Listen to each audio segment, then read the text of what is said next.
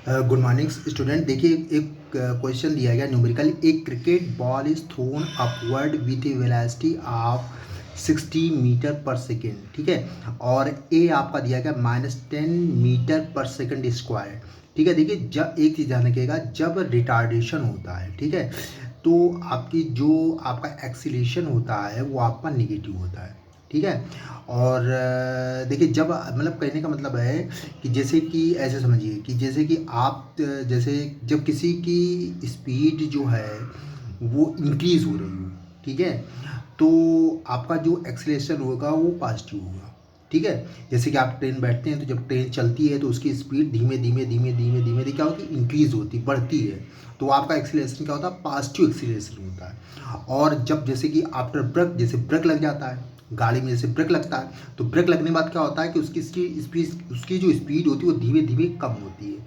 तो जब उसकी स्पीड धीमे धीमे कम होती है आफ्टर ब्रेक लगने के बाद, ठीक है, तो उसमें जो एक्सीलेशन होता है उसको निगेटिव एक्सीलेशन कहते हैं, यानी कि उस एक्सीलेशन का मान निगेटिव होता है, ठीक है।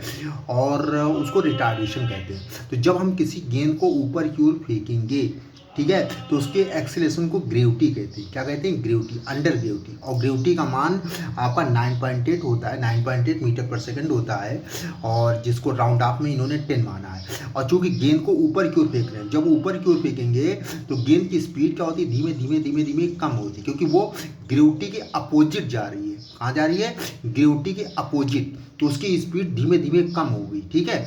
और इसीलिए कि जो एक्सीलेशन होगा यानी कि तो वो आपका निगेटिव में लिया गया, निगेटिव में दिया इसीलिए, ठीक है। और जब गेंद नीचे की ओर आएगी, ठीक है, यानी कि ऊपर से नीचे की ओर आएगी तो उसका तो उसकी स्पीड क्या होती है, बढ़ती है, क्योंकि वो ग्रेविटी की तरफ आती है, ठीक है। पृथ्वी उसको खींच रही होती है, तो यानी तब उसकी जो स्पीड होगी वो इंक्रीज होगी, ठीक है, यानी कि प्लस होगी। तो यहाँ पे ये कह रहा है कि एक बाल को ऊपर की ओर फेंका गया है और 60 मीटर पर सेकंड की स्पीड से, और ए -10 मीटर पर सेकंड स्क्वायर दिया गया, यानी उसकी स्पीड जब ऊपर की ओर जाएगी तो उसकी स्पीड कम होगी, और एक समय के बाद उसकी स्पीड जीरो हो जाएगी। क्या हो जाएगी, जीरो, यानी कि उसकी जो फाइनल वेलोसिटी होगी वो जीरो हो गई। और जब उसकी स्पीड जीरो हो जाएगी उसके बाद वो गेंद नीचे की ओर आने लगेगी, ठीक है। जैसे कि आपने किसी बॉल को ऊपर की ओर फेंका तो पहले क्या होगी, इसकी स्पीड धीमे धीमे धीमे धीमे कम होती है, ठीक है, यानी कि उसमें आपका जो यानी कि जो ग्रेविटी यानी जो एक्सीलरेशन होता है वो निगेटिव होता है, ठीक है। और उसके बाद धीमे धीमे जाने के बाद उसकी स्पीड बिल्कुल जीरो हो जाएगी। जब जीरो हो जाएगी, फिर जब जीरो होने के बाद वो तब वो पृथ्वी की ओर मतलब कि गिरेगी, ठीक। तो यानी कि तो वही चीज़ यहाँ पर दी गई है। तो यहाँ पे देखिए, यहाँ पे क्या क्या दिया गया, इनिशियल वेलोसिटी यानी कि प्रारंभिक वेलोसिटी दी गई है 60 मीटर पर सेकंड, तो मैंने लिख लिया, यू दिया गया। फाइनल वेलोसिटी आपका जीरो हो जाएगी, क्यों, क्योंकि जब गेंद हम ऊपर की ओर फेंकते हैं तो उसकी स्पीड डिक्रीज होती है और लास्ट में जीरो हो जाती है, और जीरो होने के बाद फिर वो पृथ्वी की ओर आने लगती है, ठीक है।